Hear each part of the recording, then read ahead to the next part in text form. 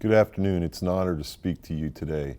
My thanks to Arizona State University and Ryan Shaw for hosting this event, and to all of you for taking the time to come together to discuss these important topics. As we like to stay in the Naval Special Warfare community, it's important to get out of the whitewater, the churning surf of our day-to-day jobs and commitments, to spend time in the blue water, where we can think about the real problems facing our nation and our allies. This forum, Innovating for Competitive Statecraft, is a great next step from the Notre Dame event on harnessing the power of democratic societies that I was fortunate enough to take part in last September.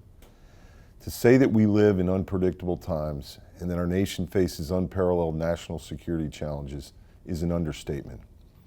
Russia's unprovoked, unjustified, and brutal invasion of the sovereign nation of Ukraine is 1 year in. We have also been asked to urgently modernize as a #1 priority to compete and prevail in conflict with China, while keeping an eye on the always unpredictable North Korea and Iran.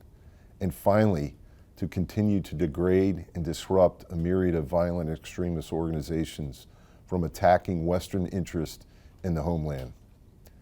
9/11 seems like a long time ago, but this threat is much like crime, and it will need our continued vigilant attention. This is our national security reality. It is imperative that we continue to adapt and evolve and have hard discussions to compete and prevail if need be.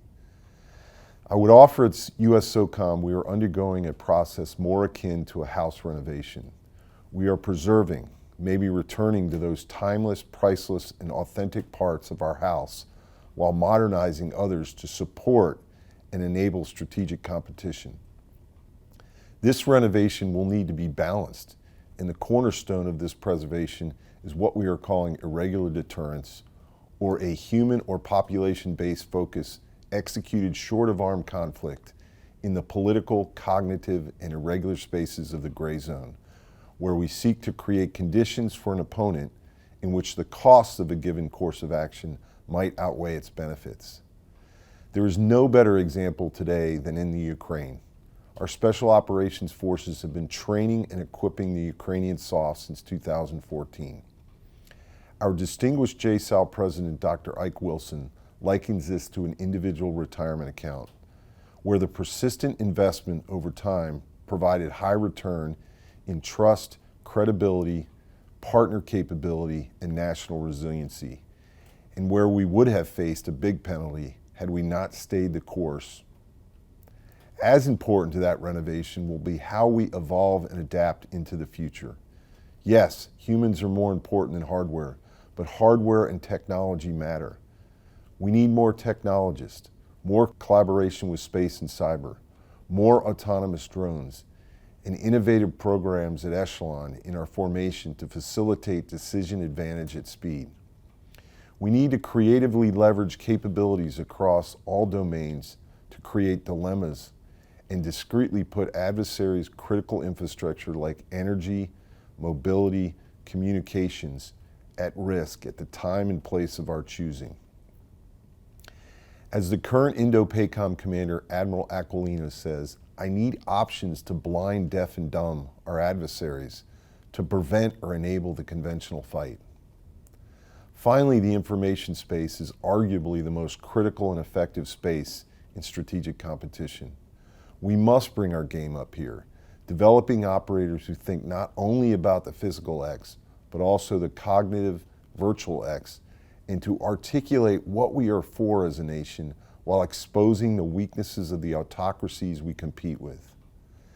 Thank you for all you're doing this week. I see you all as citizen soldiers who are just as passionate about national defense as we in uniform are. As you create traction through friction with respect and dignity, these are the challenging discussions we need right now. I wish I could be there with you in Arizona. I'm particularly interested in the discussions on winning the narrative, rediscovering deterrence, and interagency campaigns. And I'm excited to see what comes out of these discussions and for the opportunity to be part of them moving forward.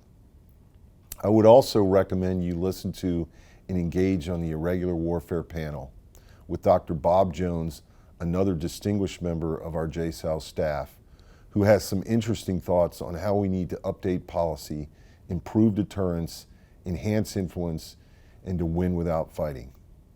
Thanks for letting me say a few words and for your continued partnership in defense of this great country.